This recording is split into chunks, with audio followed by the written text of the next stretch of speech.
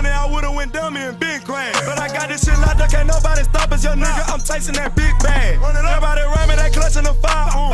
My younger day once on ride for him. He mugger, we up, and I hope that the very closely before you watch the video, I've already reacted to the album on live stream. It was taken down by YouTube. I don't know when it's gonna be back up. I don't know if it's gonna be back up. That's the first thing. Second, I have listened and heard every single Suicide Boys song there is. Everyone. If it's not reacted to, I still heard it off the channel, or it's on a live stream, or it's taken down, or it's blocked, or something. But I have. All right? All right. So I don't want to see Suicide Boy comments in the comment section, which I already know I am going to see. But, you know, let's see if our IQ can be a little better today. All right. All right. Appreciate y'all for rocking with the channel. Enjoy the video. Welcome back to the channel. It's your boy OTC Ro. This is Rude Reviews, man. I appreciate you rocking with the channel. Make sure you like, dislike, subscribe, unsubscribe, do your thing.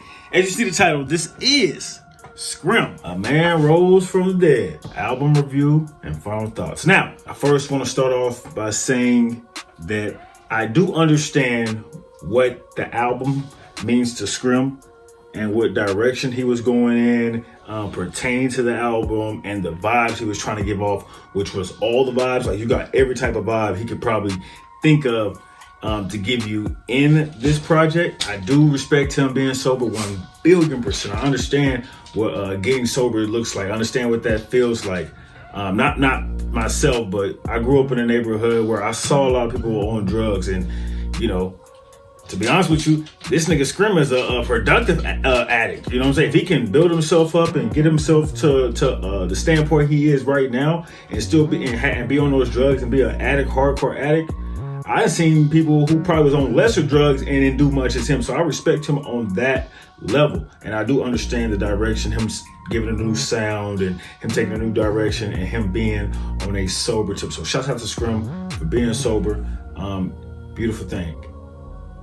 But this album was not good to me. It just was. It was a lot that I did not like, and it was very little that I did like. Some things I did expect, and a lot of shit I did not expect. So this is probably gonna be a longer than usual video because I have a lot to say, and I'm gonna break down a lot of points, and I'm gonna do them in order just so I can cover all the bases, because this was a 20-song project. First, I want to start off with production, man. Some of the songs on the production sounded the same. It just sounded repetitive. Some songs gave off a popish sound. Some songs gave off that real Autotune newish type of little type of sound with that. And with, you know, bits and pieces, bless you, bits and pieces of, you know, samples here and there. Even with him being, I think, one of his favorite, you know, one of my favorite names when he is doing the production is the Bud Dwyer persona he goes by when he does his production. Even then, I was like, wow, I usually like when he's Bud, you know, but on some of these tracks, I was like, it's a no-go. And that pertained to throughout the live stream, where people was like, oh, what about Fight Club? I was like, just because the production is harder, do you expect me to like the song? No. Even the production on Fight Song, I felt like it was just, especially going into the project, I felt like it was just way too late. It was way later down. By the time I got to that, I was like, bro, I'm drained from listening to the other produced tracks. Which includes the last two songs that sounded exactly the same. Like The Devil I Know and The Lost Child sounded exactly the same. Even on stream, I had to play them back and forth, and I was like, okay, I hear a lot of similarities. These songs sound exactly alike. And I understand this is him. This is not Suicide Boys. Even though we got bits and pieces of production and samples and transitions and you know, that type tempos with the production that we would hear from Suicide Boys, even though we got that, I understand that this was not a Suicide Boys project. I completely understand that. But when you give us, you know, the Nightmare and the Flight Club, even though it wasn't a good song to me, when you give production like that, that's still the Suicide Boy-esque type production type movement. And not getting a lot of that kind of drawn me away from the album a little bit in the beginning, especially with production. But some very good produced tracks on here. Naloxone was very well produced. Nightmare on the North Side, I like the production on that one. Side Effects, the production on that one was decent. And El Guerrero, even though El Guerrero production was hit and miss. It was iffy for me. But the one production that I love the production, but I was disappointed in the song, and I felt like the song, not because it was auto-tune, the song took away from the production, which is just Jesus Wept. Even with the production switching so much, I felt like it was a little too much for that one song, and the flow and the transition SCRIM was giving me, and the tempo he was giving me. Next, I want to get on subject matter, man. Subject matter, some little content. I heard a lot of little content, just some stuff that surprised me. I was like, damn, SCRIM, you really getting on that. And when it comes to, the subject matter, he showed us a lighter side of him. He showed us that sentimental type of side, especially with songs like Violent Secrets and Tell Me When I'm Good Enough, Feel It Too. And throughout some other songs, he showed a lot more personal type stuff, which they do in the other song, but it's a little more delivered, a little more, abrasive and in your face than right now. That's another thing with the subject matter and how it switched throughout the entire project. It kind of felt unenthused. Like I wasn't, even when we got down to some hardcore songs that normally I'd be like, okay, these is going in. By the time we got down there, the sound of the project in the subject matter, I just felt like unenthused. I was just like, okay, I probably had to listen to that song by itself to really get into it. Because right now, as I'm listening through it throughout the way, I was just drained, and I was just like, some of the shit I heard before then, I couldn't believe I heard. I was like, damn, this don't even sound like SCRIM. But in saying that, I did like 4 songs on the project. After listening to it 3 times, some songs more than other ones, but in all, I liked only 4 songs. Nightmare on the North Side, that's what I came for. That's why I thought I was gonna get a heavy dose on this project. I was a little skeptical when I saw 20 songs. I was like, how he gonna give 20 songs of some hardcore shit? And he didn't. So I was skeptical when I saw 20 songs. And another song I liked on here was Side Effects. Auto-tune on that didn't seem as saturated and forced and just like in your face and just like over the top. It felt like it fit very perfect. It felt like it gelled very well. Siri, I do not need you. Thank you. Get the fuck off the screen. It felt like it gelled very well with the production and everything. The production was decent on that one too. Carcosa, I liked Carcosa. I thought it was one of the better produced tracks on the project. Hands down, I thought it was one of the better produced tracks. The reason that's the reason I like the song. The production carried throughout the entire song. Now, SCRIM had moments in the song, mainly later into the song, in the second half of the song, in my opinion. But the production carried well enough throughout the whole song that you could listen to and like, okay, I'm feeling that one. But the production, I'm here for the production, but the voice and the vocals are not didn't draw me away from listening to the song. So yeah, Carcosa, one of the best ones, better produced ones also.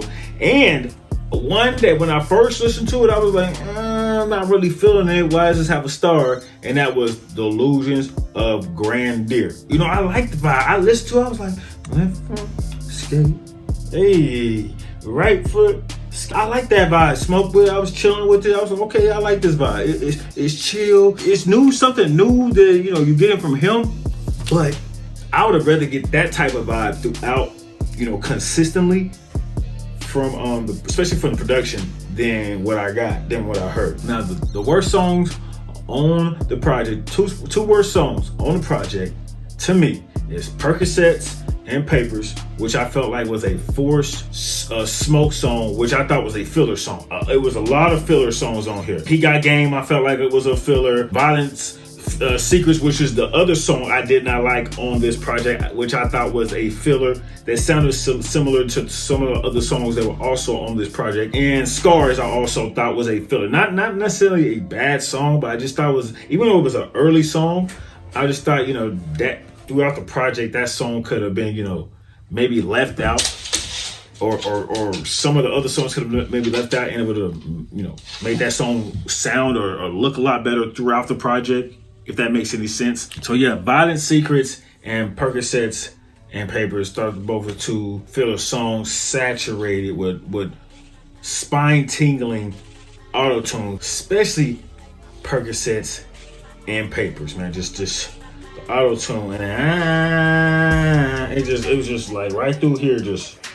Ooh, it's crazy. And before I get to my conclusion, the last thing I want to talk about is Autotune.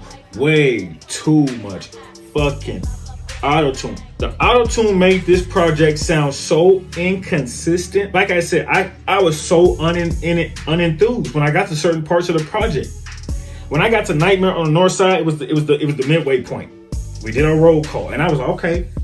That first half was, it was rocky. He gonna give us something a little, more enthused, a little more energetic when it comes to this song. He did, but he didn't at the same time, because when he did, the production was there, but the auto-tune just got rid of every type of feel. It was plenty of songs on the project where the auto-tune just took the song away. Like, I wasn't even focused on the song. It just and it was a lot of songs that the auto-tune made the production sound obsolete. Songs like Now Let Song. Production on that song was fire, but the auto-tune, I was just like, yo, you just ruined a pretty fire produced song with some auto-tune. Portola, Blood Clot. That song too, auto-tune, killed the production. Euphoria, holy shit, production, dope. Autotune smashed it, so in The Devil I Know, which we already covered, same thing. And many other songs I just can't remember, or I just, it's not coming to me right now, but those are the four off top that I remember the autotune just killing the production. I was just like, wow, I really couldn't believe it. And it was a few songs that maybe it had auto-tune, like PTSD and El Guerrero, where some songs had potential, but just the delivery was just lacked. It was just the delivery wasn't there. It just wasn't hitting with the potential of the song in my point of view. This was a very weird project overall for me to listen to. SCRIM showed a lot of emotions in this one, which is fine, which is perfect. I understand that this is he's sober completely. Cool. Behind that, 100%, all for it. If anybody getting sober, throw it down in the comment section. If you've been sober, how many years, how many months? Hey man, I heard your comment. We'll chop it up. All for that. I hear about people getting sober on this channel when I listen to the rock, the rap, Suicide Boys, the Bones, the Ghostman, all the time, bro. Always happy to hear people getting sober. That is a beautiful thing, because I work with people. I, lived around people. I had people in my family, friends who went through those stages and was addicted to shit hardcore, like SCRIM was, like other rappers are, like other people are. And when people are trying to get sober and they can do it, and they can do it productively like he did, I'm fucking with it. Doesn't mean I'm gonna like your music, but just because I don't like your music doesn't mean I don't like you. And that's why I think a lot of people are confused on this channel. And I see a lot the way people talk about the comments, not just with the Suicide Boys, not just with the underground, but overall. They think because I don't like the person's song or their music in general that I don't like them. YG and Boosie. I don't like YG's music. I don't like Boosie's music. But them as a person, I follow Boosie on IG, entertaining, funny ass nigga. And YG, I fuck with his mentality. I fuck with his personality. I fuck with his character. I fuck with who he is. And I can different the two. A lot of people can't. I can. Because I've been doing it all my life. When you grow up with gang members and as your friends, you can learn to differentiate your friend as your friend and your friend as the gang member. You can learn to tell the two apart. And you can not like one, or you can like both. But that's just how it goes. So in conclusion, this project was not good to me. It was bad to me. I am looking forward for more G59 content. I am looking forward for more SCRIM content. I'm looking forward to Ruby's project coming up. If Ruby's production is produced like this, I don't know how that project is going to sound. I don't know how good that project is going to sound. Once again, I understand that this is not a Suicide Boys project. Understand that. Regardless if it's a Suicide Boys project or not, production lacked to me. It was all the same. It was just a lot, right? And with 20 songs, I was already skeptical. So anyways, man, let me know your final thoughts in the comment section. Once again, shouts to all my niggas at G59. Shouts to the boy Shake. Shouts to the boy Germ. Shouts to my boy Ramirez. Shouts to Snow Leopard. And shouts to that boy Slick Sloth, man. All right, man. This your boy OTC, bro. Make sure you like, dislike, subscribe, unsubscribe. And I will see you